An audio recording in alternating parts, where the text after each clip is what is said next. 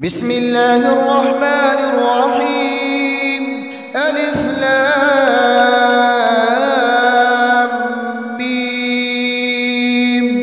ذلك الكتاب لا ريب فيه هدى للمتقين الذين يؤمنون بالغيب ويقيمون الصلاة ومما رزقناهم ينفقون والذين يؤمنون بما أنزل إليك وما أنزل من قبلك وبالآخرة هم يوقنون أولئك على هدى من ربهم وأولئك هم المفلحون.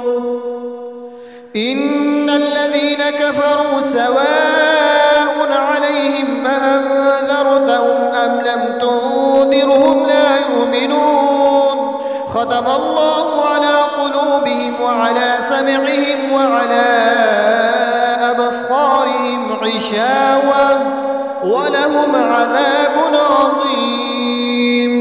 لله ما في السماوات وما في الأرض وإن تبدوا ما في أنفسكم أو تخفوه يحاسبكم به الله فيغفر لمن يشاء ويعذب من يشاء والله على كل شيء قدير.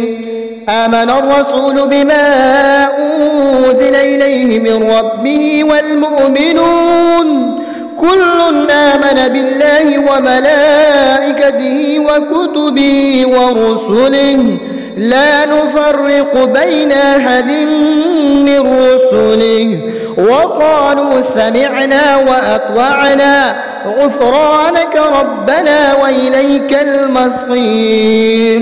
لا يكلف الله نفسا إلا وسعها لها ما كسبت وعليها ما اكتسبت ربنا لا تؤاخذنا إن نسينا أو أخطأنا ربنا ولا تحمل علينا إصرا كما حملته على الذين من قبلنا ربنا ولا تحملنا ما لا طاقة لنا به واعف عنا واغفر لنا وارحمنا أنت مولانا فانصرنا على القوم الكافرين.